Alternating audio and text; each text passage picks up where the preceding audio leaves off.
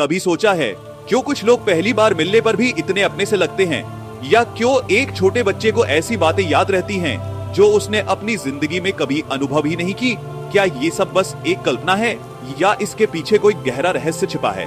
क्या हम सच में मरने के बाद फिर से जन्म लेते हैं, और अगर हाँ तो कैसे? आइए इन सवालों के जवाब ढूंढते हैं विज्ञान और धर्म की रोशनी में।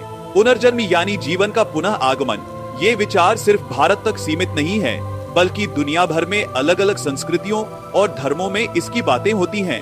हिंदू धर्म, बौद्ध धर्म, जैन धर्म से लेकर यूनान की सभ्यता तक पुनर्जन्म की अवधारणा ने हमेशा से इंसानों को आकर्षित किया है।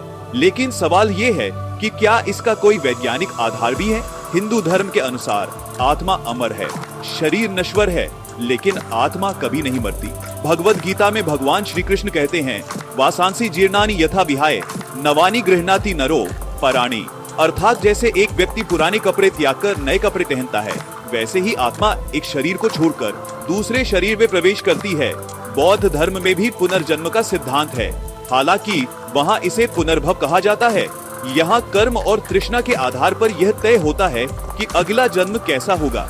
जैन धर्म में पुनर्जन्म को आत्मा के शुद्धिकरण से जोड़ा गया है, यानी जब तक आत्मा पूरी तरह शुद्ध नहीं हो जाती, वह जन्म मृत्यु के चक्र में फंसी रहती है। अब सवाल ये उठता है कि क्या पुनर्जन्म पर विज्ञान भी विश्वास करता है? चलिए इसे समझते हैं। डॉक्टर इयान स्टीवेंसन, जो कि एक प्रसिद्ध मनोचिकित्सक थे, उन्होंने अपने जीवन का बड़ा हिस्सा उन बच्चों के केस स्टडीज में बिताया जिन्हें अपने पिछले जन्म की यादें थी। उन्होंने 3000 से ज्यादा ऐसे मामलों का दस्तावेजीकरण किया।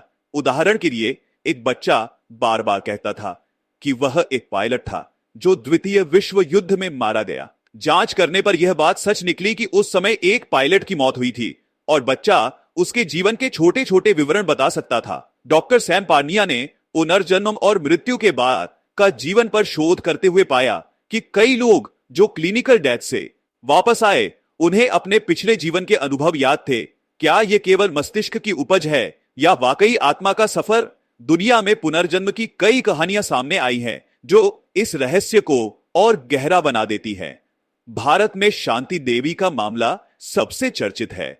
शांति देवी ने बचपन में ही अपने पिछले जन्म के परिवार, पति और घर का वर्णन किया। जब जांच की गई तो उनकी बातें सच निकली। ऐसी ही एक कहानी अमेरिका में ब्रूस केली की है, जो कहता था कि वह टाइटैनिक के डूबने के समय वहां मौजूद था। हैरानी की बात यह है कि उसे जहाज के छोटे छोटे हिस्सों तक की जानकारी थी।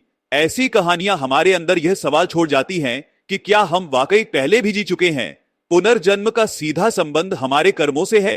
गीता के अनुसार जैसा कर्म हम इस जन्म में करेंगे, वैसा ही फल हमें अगले जन्म में मिलेगा। अगर हम अच्छे कर्म करेंगे तो अगला जन्म सुखद होगा, लेकिन बुरे कर्म हमें कष्टपूर्ण जन्म में धकेल सकते हैं। क्या आपने कभी सोचा है कि ये डेजा वो क्यों होता है? यानी वो पल जब आपको लगता है कि आप इस घटना को पहले भी अनुभव कर चुके हैं। हो सकता है ये आपके पिछले जन्म की छाया हो।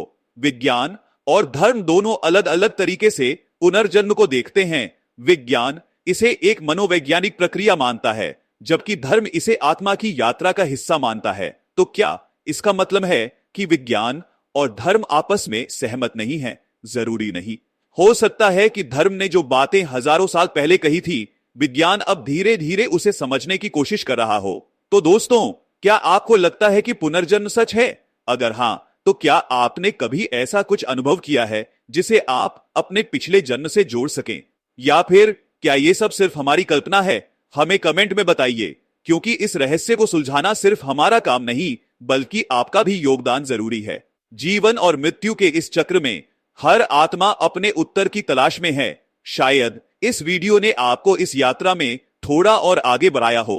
अगर आपको ये वीडियो पसंद आया तो लाइक और सब्सक्राइब जरूर करें, क्योंकि आने वाले एपिसोड में हम और भी गहरे रहस्यों से पर्दा उठाने वाले हैं। अंत में यही कहूंगा, जन्म, मृत्यु और पुनर्जन्म यह सिर्फ एक कहानी नहीं, बल्कि शायद हमारा सच है।